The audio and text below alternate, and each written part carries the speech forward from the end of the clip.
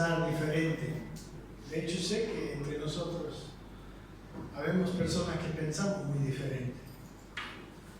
Pero pensamos muy diferente en cuanto a las cuestiones políticas, porque hay muchas cosas políticas. Pero nosotros tenemos algo más profundo que nosotros. Nosotros no tenemos dos visiones. Tenemos un solo evangelio, tenemos un solo Señor, tenemos una sola palabra de Dios, un solo Cristo, amén, una sola meta, amén. Nosotros no estamos. Si las cosas de afuera nos quieren dividir, quiere decir que las cosas de afuera son más importantes que las cosas que nos unen, que es Dios, amén.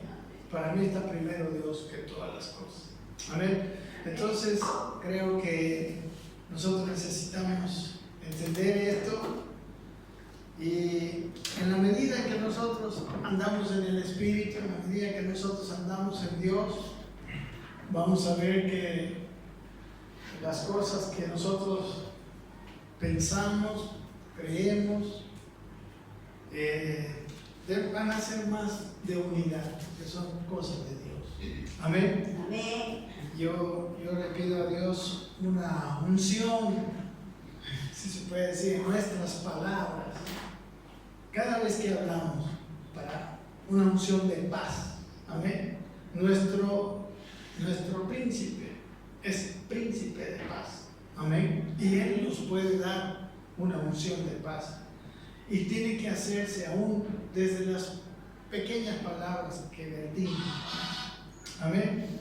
Nosotros tenemos una cosa mejor, y esa cosa mejor es nuestro evangelio, es nuestro Señor.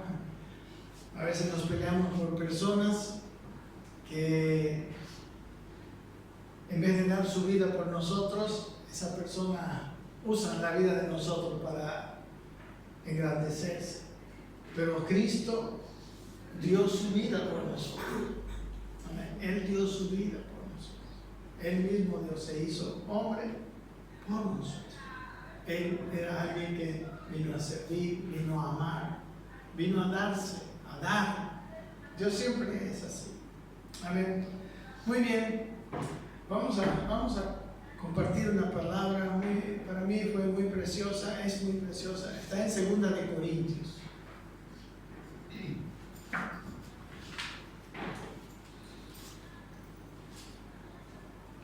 Vamos a leer todo el capítulo 3.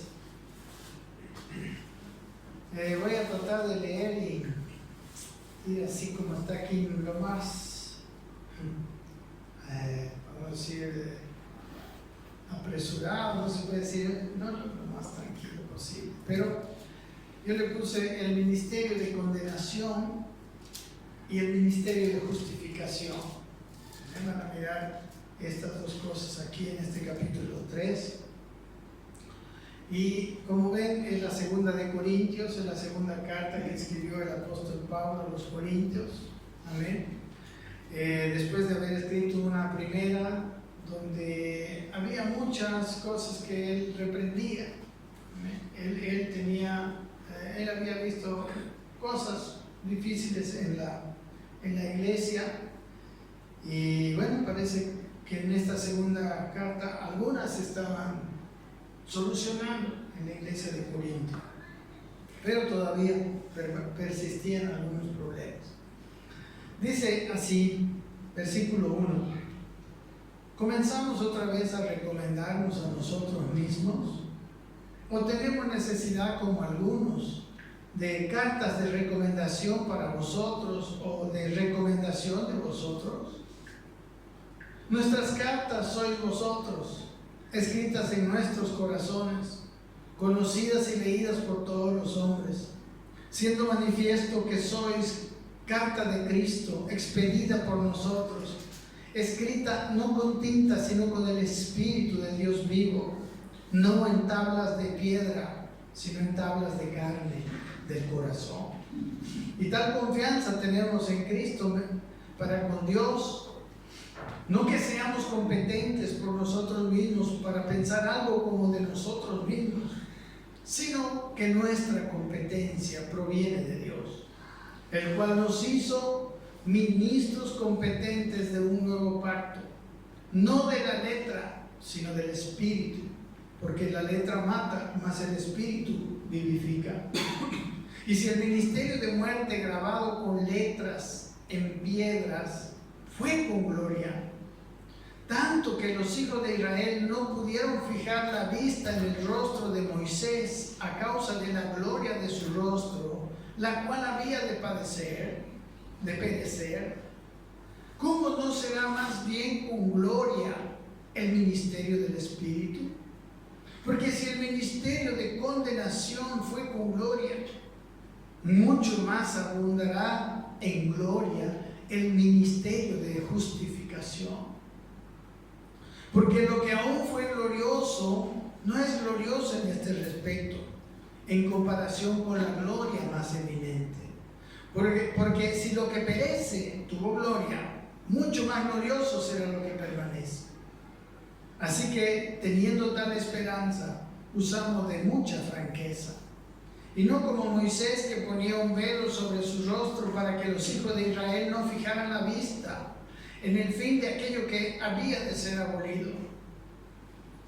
Pero el entendimiento de ellos se embotó, porque hasta el día de hoy, cuando leen el antiguo pacto, les queda el mismo velo no descubierto, el cual por Cristo es quitado. Y aún hasta el día de hoy, cuando se lee a Moisés, el velo está puesto sobre el corazón de ellos. Pero cuando se conviertan al Señor, el velo se quitará. Porque el Señor es el Espíritu. Y donde está el Espíritu del Señor, allí hay libertad. Por tanto, nosotros todos, mirando a cara descubierta como en un espejo la gloria del Señor, somos transformados de gloria en gloria en la misma imagen como por el Espíritu del Señor. Amén. Amén. Hermanos, en este pasaje, primero quisiera mostrarles un poquito cómo fue la segunda visita de Pablo.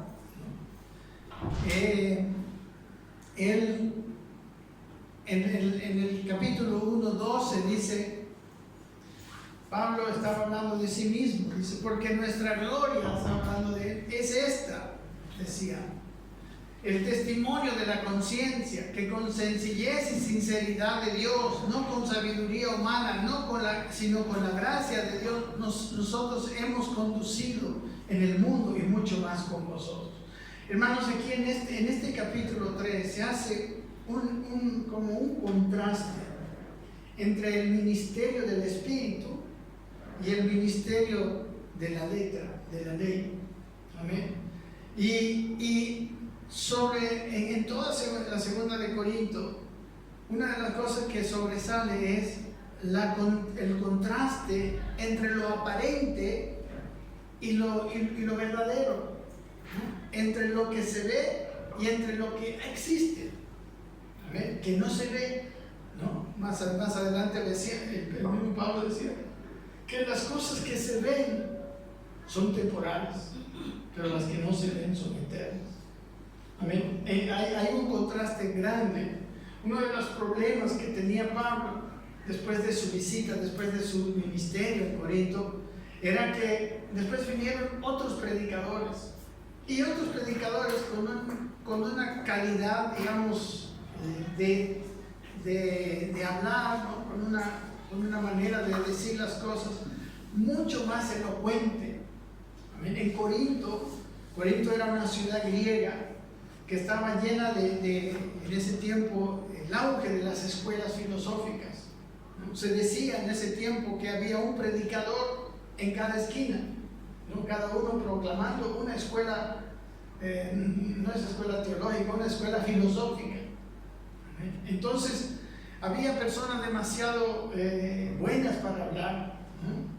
Y por esa razón, una de las razones, ¿no? Más otras, Pero una de las grandes razones por la cual la iglesia de Corinto estaba menospreciando a Pablo, era precisamente porque, como ustedes pueden ver más adelante en la carta, le decían, su apariencia es menospreciable, ¿no? Y sus palabras no son entendidas.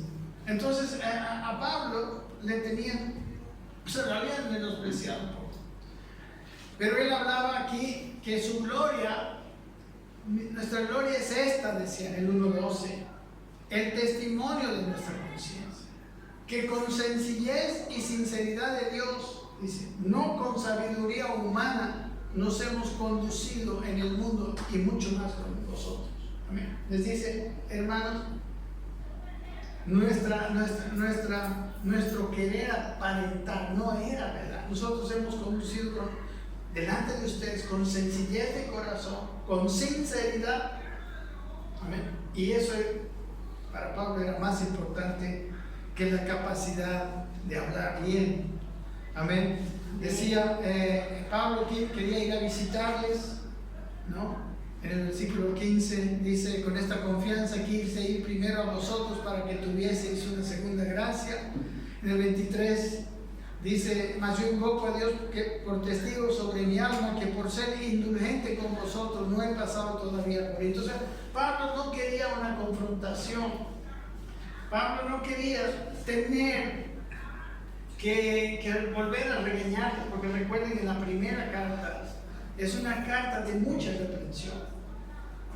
En esta carta él dice, yo por ser indulgente con ustedes no he ido, no he pasado todavía.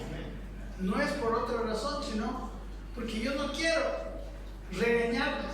Por eso les escribe esta carta, para que cuando él vaya, ya ellos hayan arreglado su situación. Amén. Entonces,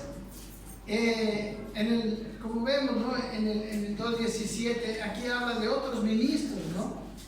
Antes de hablar, dice, antes de lo que hemos leído, pues no somos como muchos, dice, que medran falsificando la palabra de Dios, sino que con sinceridad, otra vez, ¿no? Como de parte de Dios, delante de Dios hablamos en Cristo. Amén. Está diciendo, nosotros no estamos cambiando la palabra de Dios por temor. Y probablemente muchos estaban cambiando un poco la palabra de Dios por temor, porque venía la corriente legalista, la corriente de los de la ley. Vamos a ver un poco de esto en este capítulo. Amén. Entonces, en estos primeros 3 versículos, yo le puse como subtítulo la verdadera carta de recomendación. Porque dice, comenzamos otra vez a recomendarnos a nosotros mismos, o tenemos necesidad como algunos de cartas de recomendación para vosotros, o de recomendación de vosotros. Y luego dice, nuestras cartas sois vosotros. Dice, escritas en nuestros corazones, escritas, dice, conocidas y leídas por todos los hombres. Amén. No eran cartas escritas las que eran la recomendación de Pablo. A mí, a pesar de que Pablo les llevó el evangelio, como les digo, estaban como menospreciando a Pablo, como menospreciando su ministerio.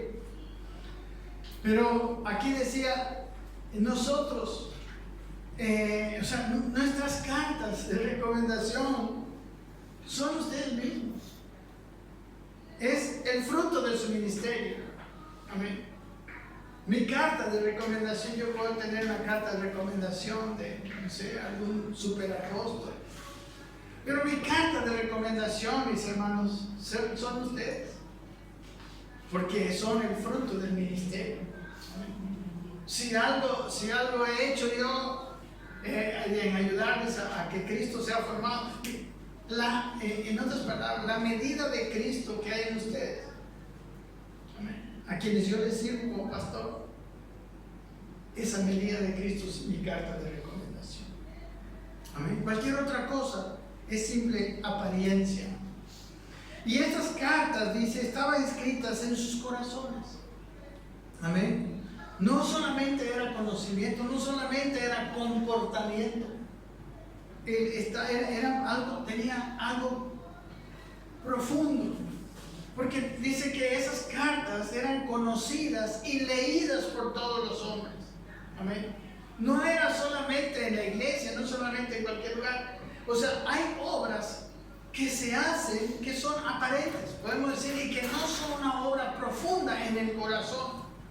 Nuestro evangelio muchas veces no pasa de nuestra cabeza, o no pasa de cambiar mi comportamiento. Pero la obra del Espíritu llega a ser al final una obra realmente transformadora. La obra de la ley, la obra de la letra, puede cambiar mi manera de pensar. La obra de la letra puede cambiar incluso mi comportamiento. Amén. Puedo ser educado en la ley. Pero la obra del Espíritu es una obra que me transforma, que es una cosa muy profunda. Amén. Por eso al final dice, somos transformados de gloria en gloria. No somos enseñados. Enseñanza no estoy en contra de enseñanza, no estoy en contra de buen comportamiento para nada. Pero la obra del Evangelio es más que eso. La obra del Evangelio es una labor profunda en el corazón. Y él dice, mis cartas de recomendación son ustedes. Y estas cartas, dice en el versículo 3, son siendo manifiesto que sois carta de Cristo. En realidad ni siquiera de ellos, ¿no? Es carta de Cristo, pero expedida por nosotros, dice, escrita no con tinta, sino con el Espíritu de Dios vivo. No en tablas de piedra, sino en tablas de carne del corazón. Aquí estaba haciendo un contraste entre lo que era cómo habían recibido la ley. Ustedes saben que cuando Moisés subió al monte, Dios le dio unas tablas de piedra. Y ahí escribió los 10 mandamientos. Pero esos mandamientos eran como decía, algo externo. Y ese algo externo podía mi mente aprenderlo y podía yo entenderlo. Pero eso no significaba que yo hubiera sido transformado. Eso no significaba. Hay gente que sabe que hace mal, pero no, sigue haciendo mal. El saber que estoy haciendo algo malo no necesariamente me da la fuerza como para vencer. Pero la transformación es una cuestión profundamente interna. Amén. Entonces, aquí en la transformación, aquí en todo, por eso en este capítulo yo les decía, es el ministerio del Espíritu. El ministerio del Espíritu es un ministerio que hace una labor profunda. Amén. En el versículo 4 dice, tenemos esta confianza. Él esperaba que su ministerio hubiera sido efectivo. Amén. Obviamente, para la efectividad de un ministerio, no solamente es necesario la calidad del ministro, ¿no? O la calidad de lo que el ministro trae, sino para la efectividad de un ministerio es necesaria la respuesta del ministrado. Es necesaria la decisión de las personas. Podemos leer, por ejemplo, en Hebreos, amén. Aquí en el capítulo 5, versículo 20 de esta misma dice, él les ruega, dice, así que somos embajadores, dice, en nombre de Cristo, como si Dios rogase por medio de nosotros. Pablo les dice, os rogamos en nombre de Cristo, reconciliados con Dios. O sea, él estaba rogando una acción de parte de los que escuchan. ¿Amén? Porque tiene que ver, es una cuestión dinámica, no es solamente enseñanza y bueno, yo, qué bien, lo escuché, lo sé, pero sigo viviendo igual que antes. Amén. Él les dice, os rogamos, reconcíliense. Imagínense la situación en la que estaban ellos. Estaban peleados con Dios. Era la iglesia, pero estaban peleados con Dios. En la carta a los hebreos igual, ¿no? Aquí tengo Hebreos 4:2. Pablo les dice a los que habían salido en el desierto, que ellos escucharon. Dice 4:2, dice, porque también nosotros se nos ha anunciado la buena nueva como a ellos, pero no les aprovechó el oír la palabra por no ir acompañado de fe en los que la oyeron. Amén. La palabra, la fe, hay necesidad de tener fe para oír. Amén. Si lo que yo estoy hablando usted no lo cree, no le sirve a usted. El ministerio que yo tengo hacia usted no le va a servir. Amén. Porque dice, no les aprovechó de nada. Todos escuchamos la palabra, pero ellos se quedaron en el desierto 40 años vagando en el desierto. La tierra prometida que había sido preparada para ellos, esa tierra prometida, nunca la iban a tocarla, nunca iban a entrar. ¿Por qué? Porque a pesar de que oyeron, ese oír no fue acompañado de fe. Amén. Y aquí, en la segunda parte de esta palabra, que quiero ir más rápido, más conforme a mi chanchullo, le llamé ministerio del Espíritu. Amén. Versículos 5 al 6. Pablo dice, no que seamos competentes por nosotros mismos para pensar algo como de nosotros mismos, sino que nuestra competencia proviene de Dios, el cual asimismo nos hizo ministros competentes de un nuevo pacto, no de la letra, sino del Espíritu, porque la letra mata, mas el Espíritu vivifica. Amén. Aquí habla de que la labor ministerial no la puede hacer un hombre en sus fuerzas, un hombre en su inteligencia.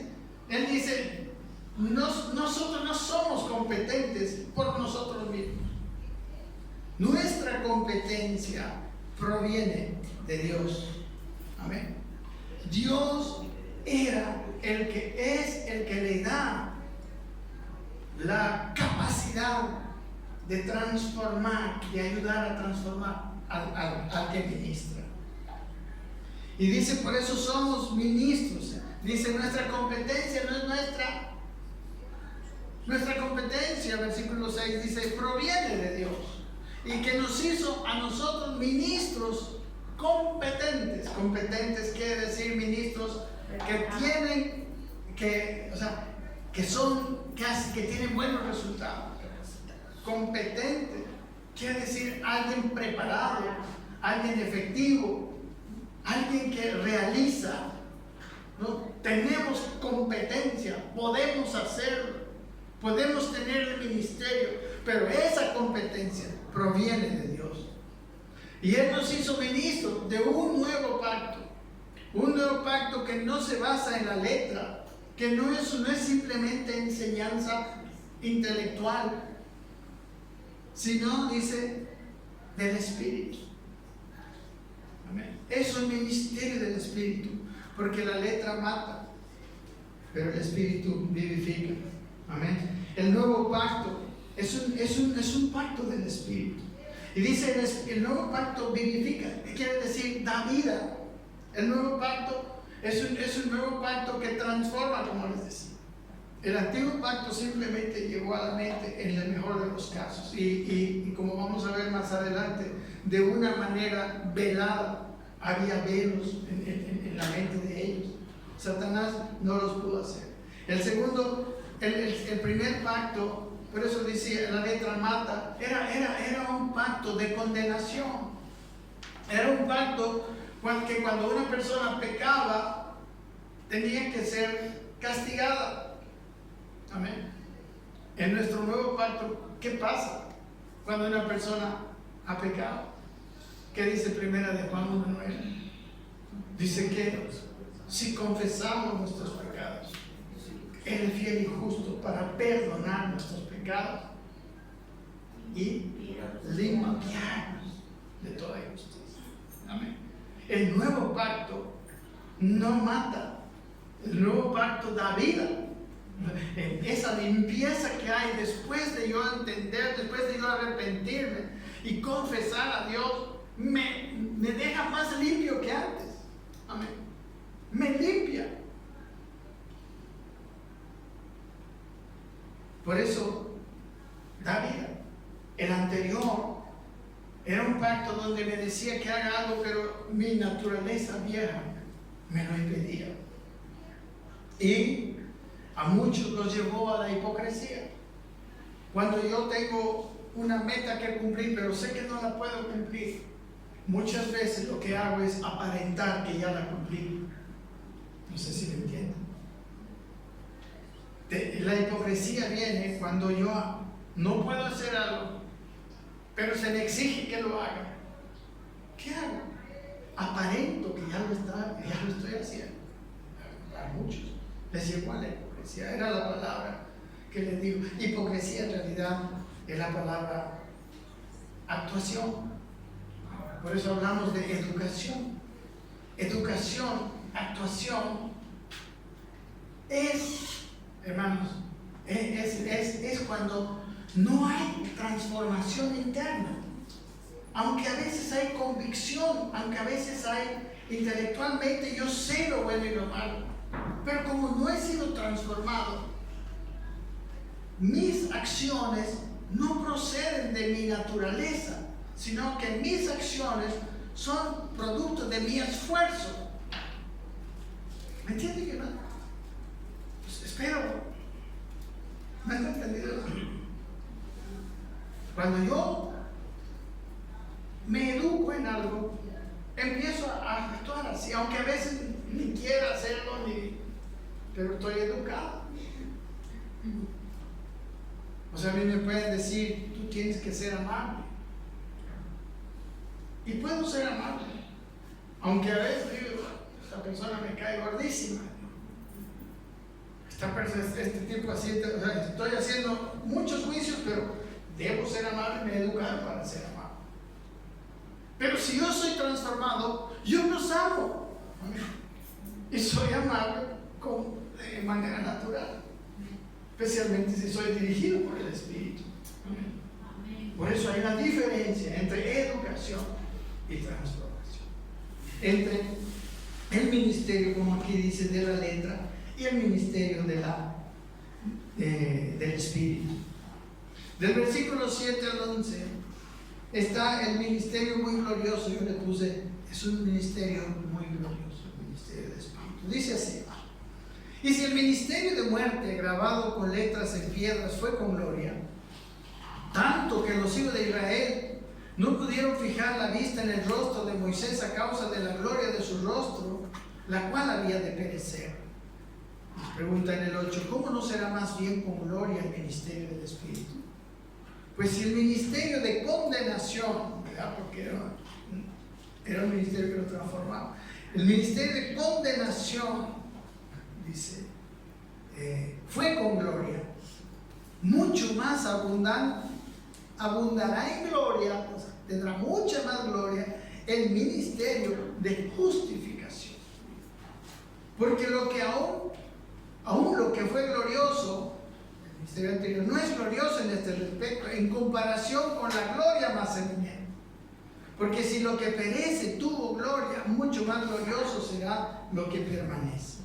Amén. El ministerio de la letra fue glorioso. No sé si ustedes conocen la historia. Si podemos ir a Éxodo 20, cuando Éxodo 20 están los 10 mandamientos, ¿verdad? Cuando recibió Moisés los 10 mandamientos,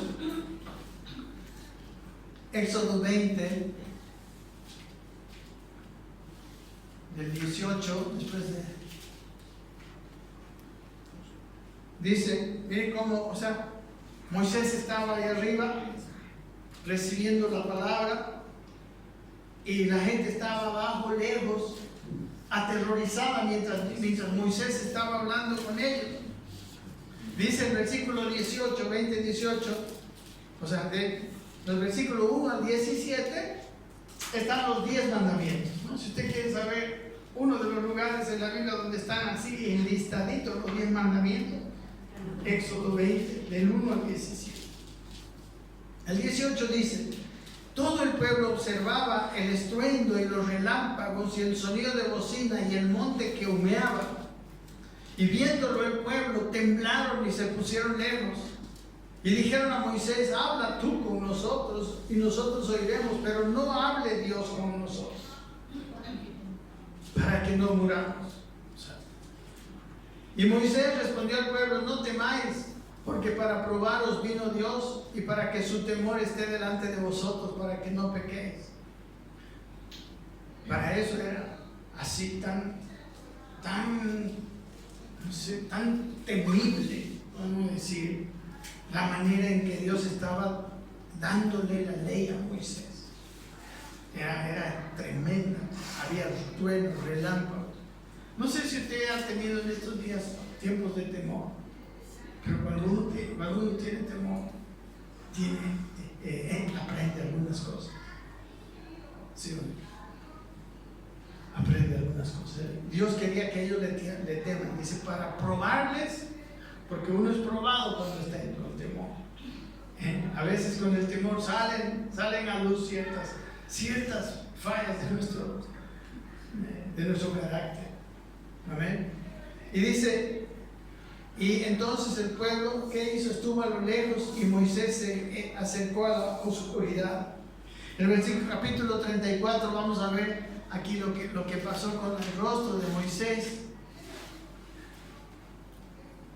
34.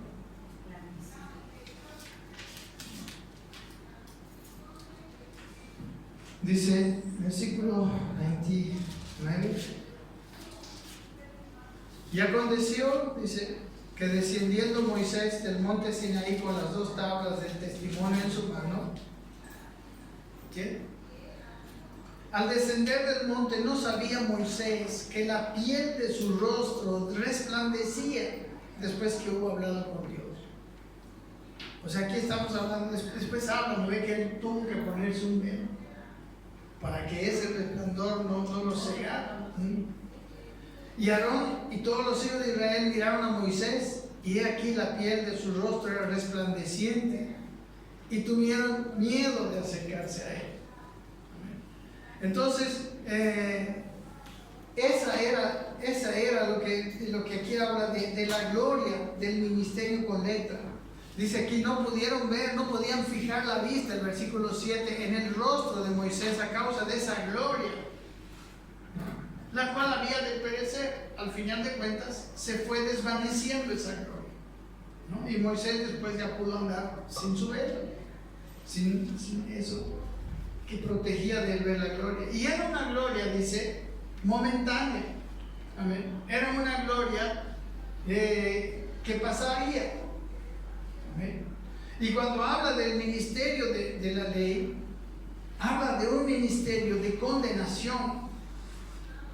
Era un ministerio, como decimos, era un ministerio, lo que Dios esperaba, escuchen esto, lo que Dios esperaba con la ley, era que los que recibían la ley tengan temor, y el temor les lleve a actuar bien, en un sentido, ¿no? Como tenemos el temor de Dios. El temor de Dios, hermano, nos lleva a actuar bien, pero es un actuar bien por temor, que es muy diferente de un actuar bien porque desde el interior hay una transformación. Me sale el actuar bien, muy diferente. Amén. ¿Me entiende? Y aquí habla de 2 cosas: del ministerio de justificación y el ministerio de condenación. En realidad a la ley le llama el ministerio de la condenación. En Romanos, el capítulo 3, aquí vamos a mirar la diferencia entre el ministerio de condenación y el de justificación. Miren, Romanos 3, versículo 19, después de que habla aquí el apóstol Pablo y le dice: no hay ningún justo, no hay ni uno que sea justo. Dice: todos, no hay quien entienda, no hay quien busque a Dios, todos se desviaron, a una se hicieron inútiles. Amén. No hay temor de Dios. Termina diciendo en el versículo 18. Y dice en el versículo 19: pero sabemos que todo lo que la ley dice, lo dice a los que están bajo la ley, para que toda boca se cierre y todo el mundo quede bajo el juicio de Dios. Mire para qué estaba la ley. Para que nadie pueda decir: no, pues yo estoy bien. No, aquí está bien, esto es pecado, esto es bueno y esto es malo. No puede decir: no, pues, antes de la ley, como dice más adelante en Romanos, había pecado en el mundo. Pero donde no hay ley, no se inculpa de pecado.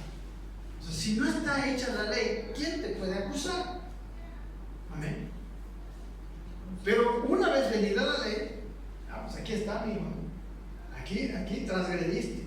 Y aquí está el castigo, y aquí está la pena. Amén. Para que todo el mundo, dice, quede bajo el juicio de Dios. ¿Por qué todo el mundo quede bajo el juicio de Dios? Porque no hay justo ni alguno. Amén. Porque en nuestra vieja naturaleza no podremos cumplir la ley. Entonces la ley fue como una protección. Porque si no hubiera venido la ley, o sea, usted sabe que dice: no matarás, por ejemplo. Un ejemplo de un pueblo sin ley, por ejemplo, era el pueblo de Sodoma y Gomorra. Otro ejemplo de un pueblo sin ley era el pueblo que vino y que fue destruido por el diluvio de Moisés. Ellos no tenían ley. Amén. La vieja naturaleza se había desatado, de tal manera que Dios dice que la tierra estaba llena de violencia. Y dice en Génesis que el corazón de ellos era de continuo solamente el mal. Entonces el siguiente paso que hizo Dios es: ahora por lo menos que venga la ley, y por medio de la ley por lo menos preservarles. Amén. Nuestras leyes, nuestra ley civil, nuestra ley, tienen ese mismo mecanismo. Amén. El código penal, el código civil no transforma a la gente, pero sí le obliga a tener cierto comportamiento mínimamente. Porque si uno transgrede ese código, comete un delito y va a ser castigado, ¿no? Va a ser juzgado por los jueces. La misma cosa era la ley para ellos, aunque la ley tenía algo más profundo que ellos no vieron. Amén. Ok, entonces dice versículo 20: ya que por las obras de la ley, ¿están conmigo? Seguimos Romanos 3. Ya que por las obras de la ley, dice, ningún ser humano será justificado delante de la ley, delante de él, porque por medio de la ley es el conocimiento del pecado. La ley es la que te dice: esto está mal, esto está bien. Pero aquí estamos, ahora vamos a ver el ministerio de justificación. Dice el versículo siguiente, 21. Pero ahora, dice Pablo, aparte de la ley se ha manifestado la justicia de Dios, testificada por la ley y por los profetas. La ley estaba mirando este ministerio de justificación. Y de hecho, cuando estaba la ley, había gente que estaba siendo transformada por fe. La ley no estaba transformando, pero la ley podía traer fe.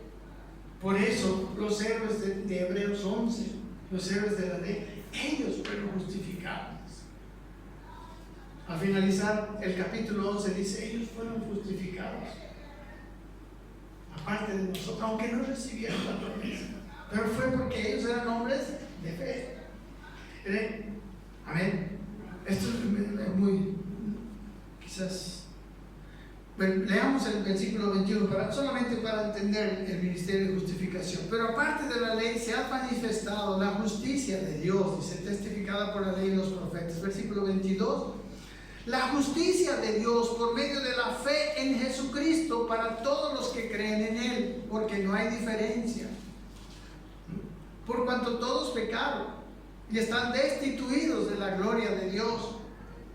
Y aquí está el 24. Siendo, dice, justificados gratuitamente por su gracia mediante la redención que es en Cristo Jesús. Amén. Somos pecadores. Amén. Hemos sido destituidos de la gloria de Dios porque todos pecamos.